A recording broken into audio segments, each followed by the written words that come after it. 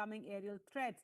Meanwhile, amid a growing global energy crisis following the closure of the Strait of Hormuz, US President Donald Trump has now said that Washington will deploy warships to keep the strategic waterway open and secure. He also expressed hope that countries including China, France, Japan, South Korea, and the UK will also send naval forces to ensure the strait remains open to global shipping. Well, to talk more about the situation and the intensifying conflict on day 15, we're now joined by Sierra Claire, foreign policy expert, and Dr. Omer Anas, Middle East expert, and Dr. Brahma Chelani, strategic affairs expert. Thank you all for joining us on the program. And Dr. Chelani, I'd like to start with you.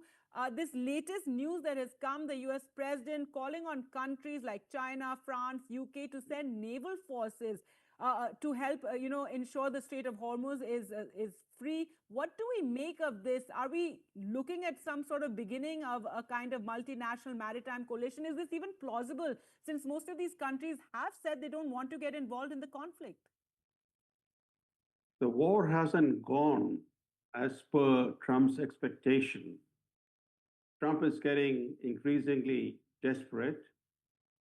He declared a few days ago that the war is almost complete and that the US had already struck all the military targets that it wanted.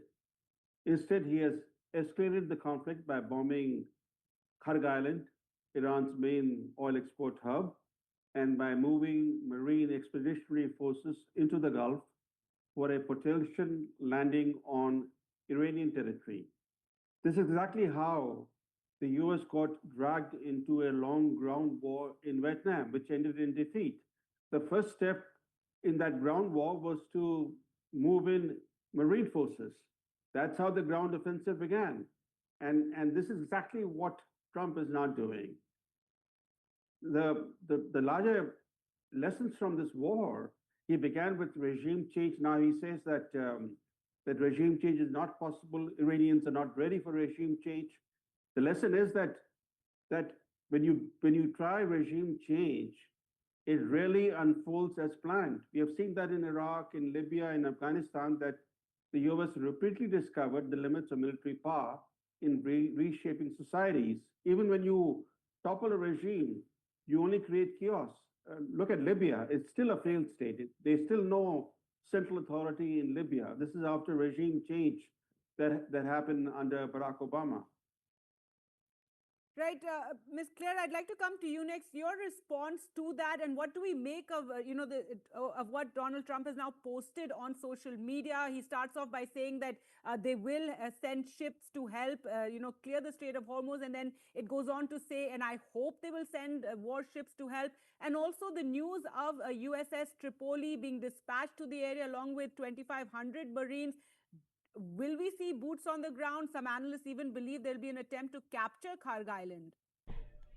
Well, my response is that this operation is actually ahead of schedule, according to numerous sources from the Department of War as well as independent analysts, military analysts.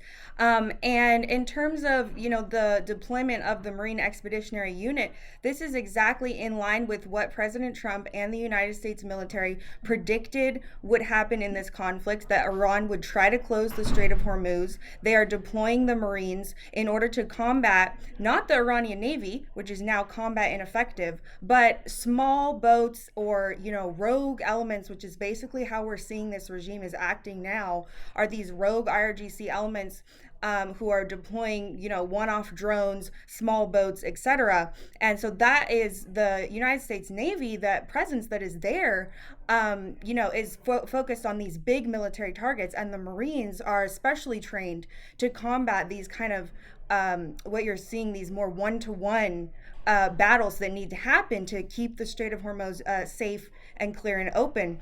And as you mentioned, President Trump is also a coalition builder, and he's building an international coalition of all of these countries who have expressed interest in this specifically because Iran always threatens to close the Strait of Hormuz. They have held the world oil markets hostage for 47 years. And these countries who depend on oil that comes through this passage, they want to see it managed in a way that is not by a rogue terrorist regime. And so that's why we're seeing everybody sign on to this. All right, Dr. Anas, your response to what Ms. Claire just said, and also this targeting of the Karg Island today, Iran responding by threatening energy lifelines of the entire Gulf region. This is really evolving into a war over energy infrastructure. Though it was interesting that the U.S. did not bomb the oil infrastructure on the island. First, your response to what Ms. Claire said. Thank you very much.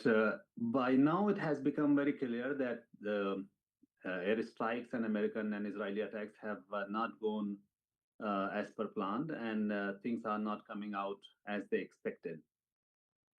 What I see is that the great entrapment is starting, and new Americans and Israelis and maybe other allies are going to be in a big trap, which is going to be the biggest crisis for them, even bigger than what it was in Afghanistan or in Iraq. And if other countries, for example, China, Britain, or Germany, join the US Army by sending the ships to protect Hormuz, I think that Iranians would also declare these countries as hostile countries, and they would. But sir, they let's might be clear. There's no indication that this is even going to happen, because this is just a post by Donald Trump right now. What I'm trying to say it almost seems like he's appealing to them. Yes, go ahead. Iran will widen this war. At the same time, also, I would like to highlight one bigger crisis, which is my fear is that is emerging in the Gulf countries, is that Bahrain especially is extremely vulnerable with almost 70% Shia population. Kuwait has a significant Shia population. The eastern Saudi Arabia has a significant Shia population. If this war prolongs, there is a possibility that these countries may also face internal challenges and destabilization. And in Bahrain, for example, people are even talking about some sort of uprisings which were there in 2012. So these are the fears which are also coming. I would like to answer by saying that by using these kind of narratives, we are basically trying to refer to our colonial mindset that you are the owner of the world order, regional order. You are going to dictate everything. You are not going to take any of the regional countries, your supporters, your allies in confidence. Look at Saudi Arabia, your biggest ally, United Arab Emirates, Egypt, and even Turkey. None of your regional countries, your regional allies are in support of this kind of operation and strikes. So without these allies in confidence on board, how exactly you are going to succeed and to achieve any of the objectives? Right. Especially, you have already seen that regime change is almost impossible, as Dr. Chilani has already pointed out. Goalposts shifting, and from saying that he wants the people of Iran to rise up and and take control, to how they're evil people, and even talking about their genes. Dr. Chilani, your response also to this picture that Ms. Claire painted, which seems very different from what we are viewing from here in Asia as well, and the fact that Donald Trump being this coalition builder, and also how the war is going ahead of what they had anticipated. This war is very unpopular in the US and across the world. Within the US, this is the first war in my long career. The US has invaded or attacked a number of countries, but usually Americans rally around the flag. Only when things don't go as planned does public opinion turn against the war. But here, from the very outset, the vast majority of Americans have opposed the war. And this war is very unpopular in the world.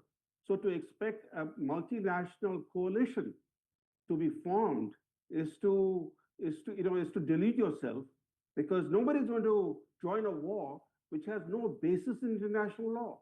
This is a war that was launched without either US congressional authorization or securing UN Security Council mandate. Most legal scholars, including most American legal scholars, believe this war is an illegal war of aggression. So let's be clear on that. It has no basis in international law. And to make matters worse, what Trump is trying to do is to normalize the exercise of unilateral military force and to normalize assassination of foreign leaders.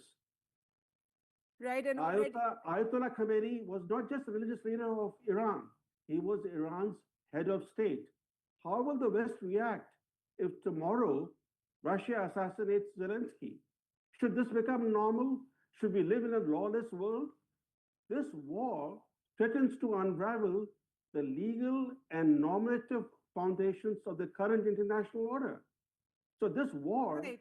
is a threat, a major threat to international peace and security. It's holding the global economy hostage, and it is tearing at the very foundations of the current international order. Right, we're seeing a more and more economic crisis across the world. And Ms. Claire, so your response to that, and it's also ironic that now it seems that Russia is emerging as the biggest, gainer in this war, biggest beneficiary now with the Trump administration's decision to lift U.S. sanctions on oil there. Well, first, my response is that Iran is one of the chief violators, if not the chief violator of, the international rules-based order that we all, including many Americans, want to get back to.